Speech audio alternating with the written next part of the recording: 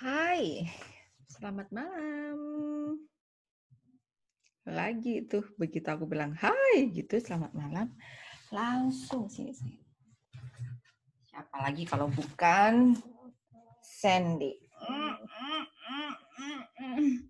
Hai, jumpa lagi dengan saya, Yesi dan Sandy. Tuh, lihat dong, lihat kamera situ tuh. Tuh, lihat di situ. Nah, lihat kamera dong sayangku. Kamu ngantuk muka bantal kayak gini. Tiap mama bilang, hai gitu langsung kayak gitu sih. Kenapa sih? Ya udah nanti kalau kamu pengen ini duduk di pangkuan mama aja ya. Oke. Dah duduk di sini aja, diem. Nah, hari ini di sini ceritanya malam-malam. Aku mau menjelaskan, meneruskan tentang penjelasan saya tentang labor dystocia yang mungkin videonya bisa Anda lihat di video-video sebelumnya. Kalau kemarin saya sudah cerita ada 2 video yang menjelaskan secara singkat tentang faktor-faktor yang mempengaruhi persalinan macet. Nah, sekarang aku akan meneruskan penjelasannya. Cuman sebelumnya mungkin video nanti akan sedikit rumit dan akan sedikit membutuhkan daya imajinasi Anda. Jadi semoga penjelasan saya cukup jelas dan tidak membingungkan, sehingga Anda pun bisa menerima dengan lebih gamblang dan bisa membayangkan juga ya. Saya udah siapin alat peraga dan presentasi, jadi semoga paling tidak bisa membuat Anda lebih clear gitu ya. Oke, let's mulai. Jadi hari ini kita akan belajar tentang meneruskan tentang pembahasan kemarin, yaitu tentang persalinan macet, labor dystocia, berdasar dengan karakter janin. Jadi faktor-faktor yang menyebabkan presentasi macet itu apa? Dilihat dari karakter janin itu sendiri. Nah, sebelumnya saya ingetin lagi, dan ini aku udah jelaskan di video sebelumnya di YouTube ini, berkaitan tentang yang mempengaruhi kelancaran persalinan sebenarnya apa saja sih? Kalau yang tadi kan penyebab-penyebab dari partes macet, nah atau partes itu persalinan ya. Nah, kalau yang ini tentang faktor-faktor yang mempengaruhi kelancaran itu kan kompleks banget. Ada 6P, ada 4P. Jadi 6P dari sisi fetus atau dari sisi si ibunya juga, tapi 4P di sini dari sisi provider dan support person. Aku udah jelasin satu-satu, coba cek di video sebelumnya. Nanti aku tulis juga di alamatnya di penjelasan. Tapi ngomong-ngomong, coba lihat dan amati gambarnya. Gambar yang bawah jelas, ini gambar aku pelukan sama klienku. Gambar yang atas ini posisinya kira-kira si ibu posisi melahirkannya dengan cara apa ya? Ada yang tahu nggak? Oke, silakan komen kalau tahu ya. Oke, sekarang lanjut ke berikutnya.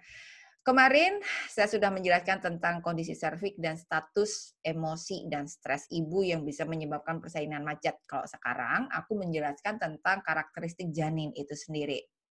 Nah, maksudnya dari karakteristik janin itu apa sih? Maksud dari karakteristik janin itu adalah apa saja kalau dari faktor janin, apa saja yang membuat proses persalinan itu berpotensi untuk macet atau tidak, gitu ya. Oke, lanjut lagi supaya lebih jelas lagi ya. Nah, wait. Kita mulai dari janin yang malposisi. Malposisi janin. Kita lihat di sini ada yang posisinya begini, ada yang begini, ada yang begini. Sebenarnya kalau Anda amatin ada kompas pada ibu hamil. Jadi ada kompas pada posisi-posisi janin itu ada kayak kompasnya. Jadi kalau aku boleh lihatkan si posisinya si Bejo. Jadi, oke. Halo Bejo. Halo semua, ini Bejo gitu. Jadi, posisi janin itu ada macam-macam. Ada yang dia sungsang atau bridge, berarti bokong dulu yang di bawah. Ini letak kepala, berarti presentasi kepala, atau vertex, berarti dia posisi kepalanya di bawah. Kemudian ada yang lintang, kemudian ada juga yang oblik. Oke, jadi aku ulang, ada posisi kepala di bawah, bokong yang di bawah, kemudian ada yang lintang, ada yang oblik. Nah, sebenarnya ini pun ada macam-macam. Jadi hal yang paling penting adalah yang mesti diketahui adalah istilah dalam kedokteran itu yang di depan itu namanya anterior. Kalau belakang, ini depan itu berarti tulang kemaluan ya atau perut, itu namanya anterior. Belakang itu namanya posterior. Kalau samping itu namanya transverse. Nah, yang jadi petunjuk untuk bayi posisi janin, ketika dia posisi letaknya kepalanya ada di bawah adalah ubun-ubun kecil. Nih lihat, ini yang namanya ubun-ubun kecil. Ya, nah ubun-ubun kecil ini kalau Anda boleh pegang, oke pegangnya di sini, di belakang sini. Biasanya buat orang kalau pakai kucir kuda atau cepolan biasanya di situ. Kalau yang di sini ubun-ubun kecil atau oksiput, yang di sini adalah sinsiput atau ubun-ubun besar. Di sini, bukan di dahi ya, tapi di atasnya. Kalau Anda membayangkan kayak ketemu sama dedek bayi yang baru lahir atau beberapa bulan hidup di dunia, kita suka lihat di sini ada nut. Nah, itu tuh ubun-ubun besar. Kalau ubun-ubun kecil di belakang di sini. Nah, yang jadi petunjuk adalah si ubun-ubun kecil itu. Jadi, kalau si ubun-ubun kayak kompas ya, bayanginnya kayak jam. Jadi, kalau misalnya ini lingkaran, sorry ya, ini lingkaran nih. Kalau atas berarti jam 12, berarti anterior, bawah berarti posterior, ini jam 6. Kemudian di sini berarti jam 9, di sini jam 3. Kalau dia berdiri begini, berarti depan anterior, belakang posterior. Clear ya sampai di sini ya? Nah, berarti kalau si ubun-ubun kecilnya itu ada di depan, berarti namanya occiput anterior. Jadi ini ada di pas tulang kemaluan. Oke.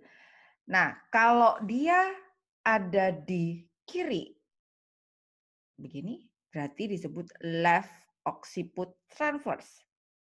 Kalau di kiri tapi di agak depan sini, berarti left occiput anterior. Ya kan? Kalau di sini left occiput transverse atau LOT. Kalau begini, berarti left occiput posterior. Kalau begini, occiput posterior. Kalau di sini, right occiput posterior, right occiput transverse, kemudian right occiput anterior, ini occiput anterior. Paham ya? Kalau tidur juga sama. Kalau begini berarti occiput anterior, begini left occiput anterior, occiput transverse, left occiput posterior, sama aja. Oke ya, sama aja. Tinggal posisi si ibu, mau dia tidur begini atau berdiri begini. Nah, itu dari posisi si bayi, dari posisi kepala aja, gitu kan. Kalau misalnya dari posisinya si dia oblik itu begini, miring, sama aja. Dia juga bisa begini.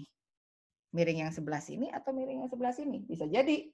Kalau posisinya dia lintang, dia bisa begini, dia bisa begini. Tergantung ya. Kalau dia posisi sungsang, sama juga. Bisa begini, berarti anterior, ini posterior karena dia telentang begini, yang dipakai pakai petunjuk jadi punggung, bukan kepala lagi. Begini. Ini bridge anterior berarti kan? Begini. Kebayang?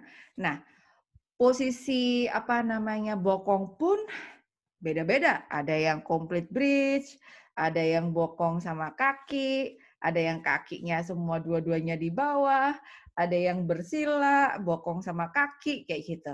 Jadi posisi janin itu macam-macam. Nah, terus kita coba lihat lagi di presentasinya lagi.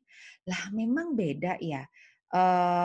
Apa namanya? Lebih susah kalau posisi janinnya, kepalanya, oksiputnya di bawah, di anterior ataupun posterior.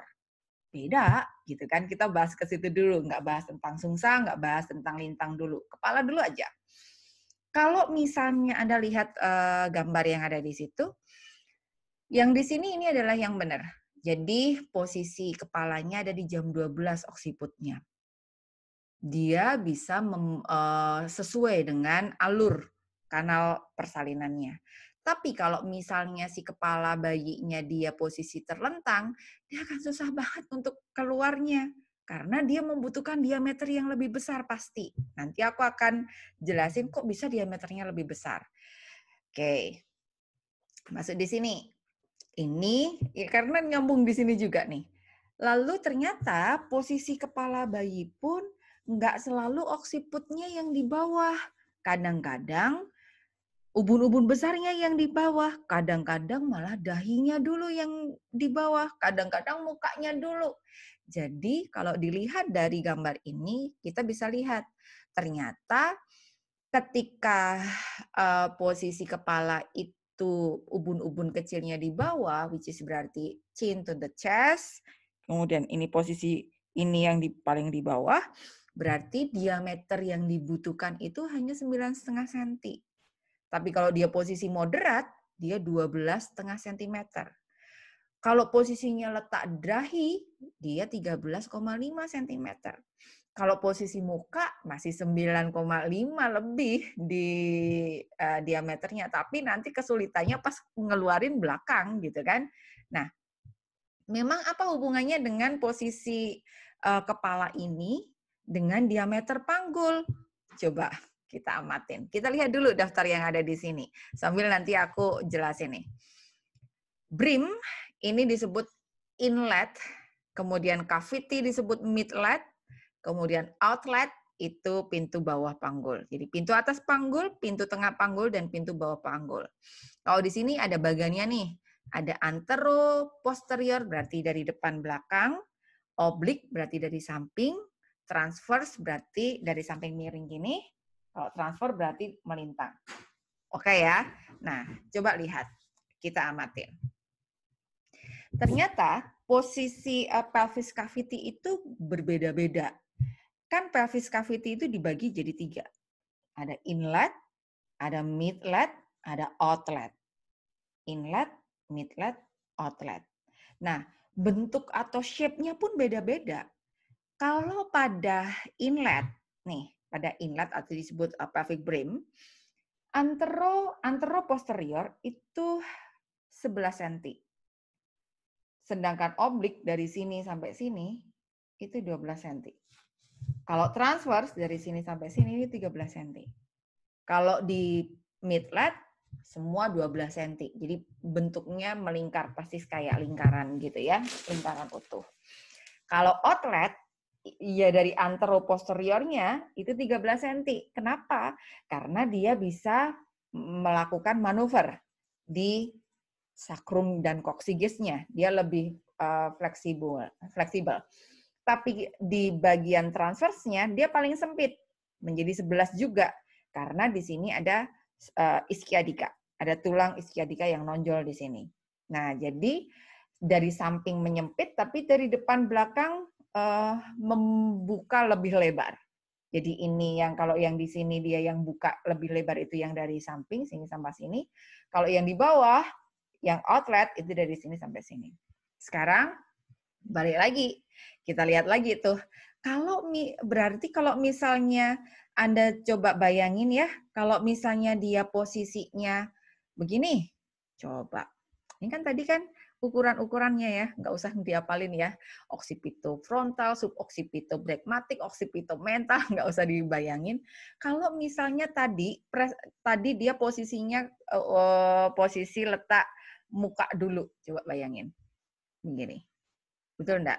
Atau kalau misalnya dia posisinya nih anterior begini. Apa yang terjadi? Kalau begitu dia posisinya kepalanya anterior atau melumah ke bahasa atau terlentang bahasa Indonesia dan bahasa Jawanya, dia tidak bisa nundukin kepala. Dia nggak bisa nundukin kepala begitu masuk di outlet. Yang ada dia harus dongakin karena panggulnya ini simpisis nggak bisa buka, yang bisa buka adalah sini, outletnya. Sehingga akhirnya dia harus dongak. Kalau dia dongak begini, yang keluar apa dulu? Presentasi dahi jadinya. Jadi dia butuh diameter lebih besar lagi. Otomatis ini proses persalinan menjadi lebih lama dan lebih menyakitkan. Kebayang nggak prosesnya? Ya. Kemudian itulah kenapa posisi kepala di bawah menjadi dengan posisi ubun-ubun kecil paling bawah menjadi hal yang sangat penting untuk menentukan lancar atau tidaknya proses persalinan. Nah, lalu apa yang terjadi kalau dia asinklintik? Ini beda lagi nih kasusnya. Asinklintik. Apa itu asinklintik? Coba lihat gambarnya nih. Ada posterior asinklintik, ada ini tidak asinklintik yang tengah, lalu ada anterior asinklintik. Apa lagi?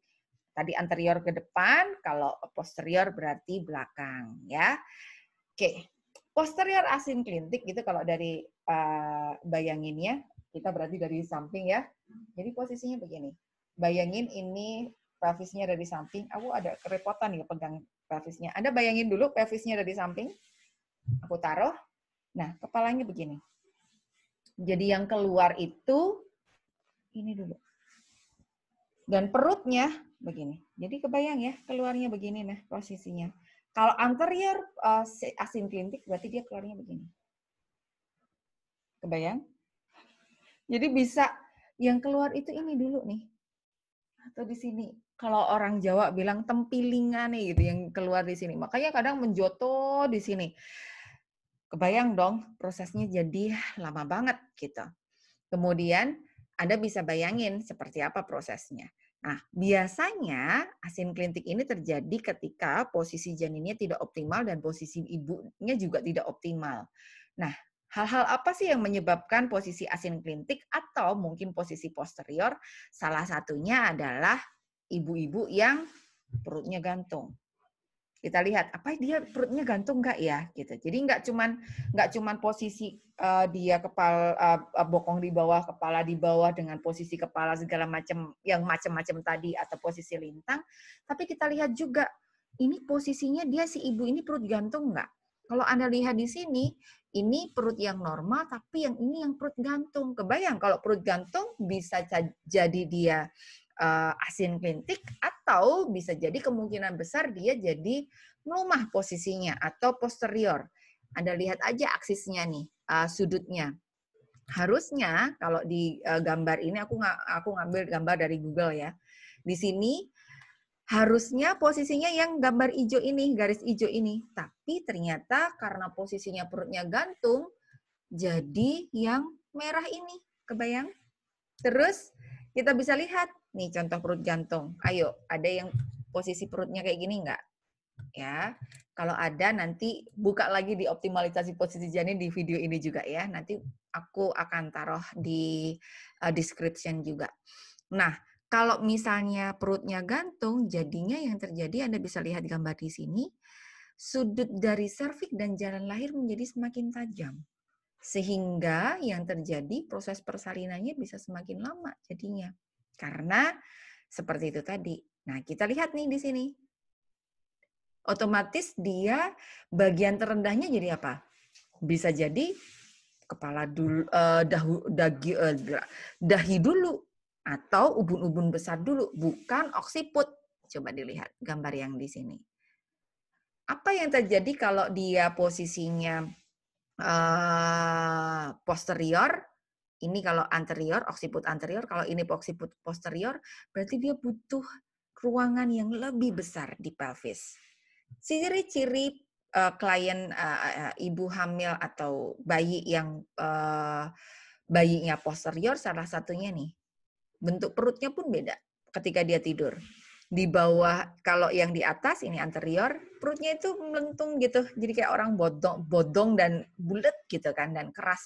Kalau yang posterior suka ada lengkungan di depan. Coba amatin perutmu masing-masing ya. Nah, kemudian ada juga penyebabnya, salah satunya adalah disproporsi kepala panggul. Apa itu disproporsi kepala panggul? Disproporsi kepala panggul adalah di mana kepalanya lebih besar daripada panggulnya. Jadi kadang-kadang bukan panggulnya yang bermasalah, panggulnya itu normal, tapi bayinya terlalu besar. Penyebab bayi terlalu besar banyak banget, bisa juga karena DM gestasional atau diabetes mellitus pada saat proses kehamilan, sakit gula pada saat proses kehamilan sehingga dia jadi giant si bayinya. Terlalu banyak makan manis, bla bla bla bla, atau makan yang nggak kekontrol, akhirnya pertumbuhan si bayi itu bisa jadi tambah berlebihan. Jadi mungkin ibunya panggulnya cukup, tapi apa yang terjadi? Bayinya terlalu besar. Normal bayinya itu berapa sih tafsiran berat janin yang normal itu? Berat janinnya 2,5 kilo sampai 4 kilo. Nah, ibunya sih tinggi 160 kali, tinggi ya. 160 harusnya 4 kilo saja lewat. 4 kilo itu lewat lah pokoknya 160.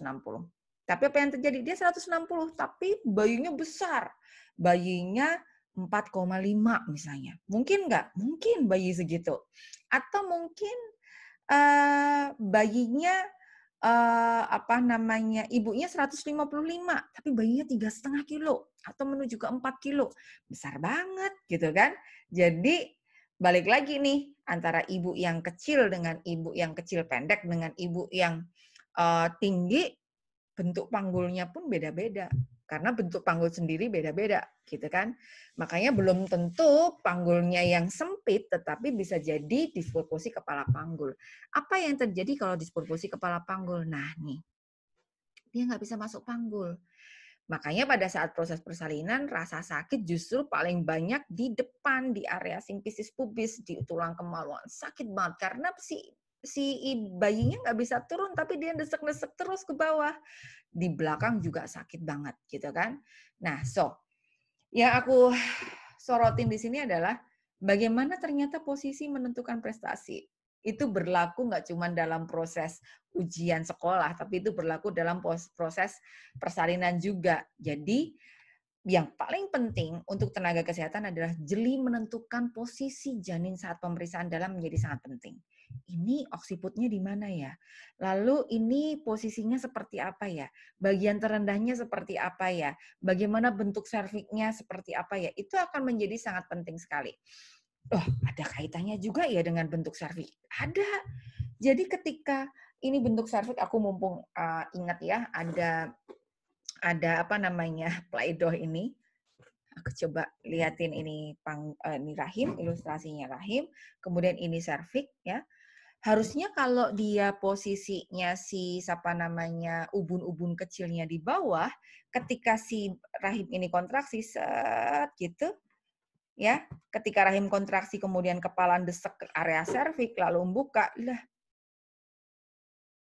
ada video penampakan anakku lagi naruh tuh toples makanan di belakang. Ketika set gitu harusnya rata nih. Yang di anterior posterior rata semuanya. Jadi dia bukanya merata. Nah, tetapi apa yang terjadi ketika si posisinya itu kepalanya miring, bisa jadi ini bayangin ini serviks, ini daerah segmen bawah rahimnya, aku tipisin lagi. Begini. Ketika kepalanya dia itu taruhlah asinklintik atau kepalanya posterior, yang terjadi biasanya nih, ini jam 12, ini jam 6. Ini area simfisis pubis, ini area bokong, anus. Yang terjadi, ininya itu udah tipis banget. Bagian jam 6 ini udah tipis banget, benar-benar tipis kayak apa namanya? Kayak selembar kertas. Tapi bagian yang di atas ya, jam 12 sampai jam 12 sampai jam 12 sampai jam 12, jam 10, kemudian sini jam 1, kemudian di sini jam 10, itu tebel banget. Domble. Jadi yang di bawah ini udah tipis banget, bahkan nggak ada serviknya, tapi yang di sini masih tebel, yang di samping sini, samping atas masih tebel. Apa yang terjadi? Sensasinya pun beda. Si ibu ini belum lengkap kan pembukaannya, tapi si ibu udah ngejen-ngejen terus. Ini yang disebut bibir serviks anterior. Ini penyebabnya salah satunya adalah posisi janin yang tidak optimal tadi. Nah, bibir serviks anterior yang seperti ini bisa menyebabkan persalinan macet. Oke. Nah, menarik kan? Moga-moga Anda cukup jelas dengan penjelasan saya ini. Nanti nyambung lagi di penyebab yang lain persalinan macet lagi. Selain karakteristik janin, ada hal-hal lain juga yang menyebabkan itu bisa macet. Tinggal setelah Anda tahu dan kumpulkan penjelasan saya dengan runut, lalu Anda bisa membayangkan, harapan saya Anda bisa tahu, oh berarti supaya nggak macet aku harus A, B, C, D, E. Kalau seandainya macet aku harus A, B, C, D, E. Gitu. Itu yang harus aku upayakan. Seperti itu. Nah, semoga video ini bermanfaat khusus untuk yang karakteristik janin ini. Nanti saya akan jelaskan lagi penyebab lainnya di video selanjutnya. Terima kasih atas perhatiannya ya. Semoga bermanfaat. Sampai jumpa. Bye.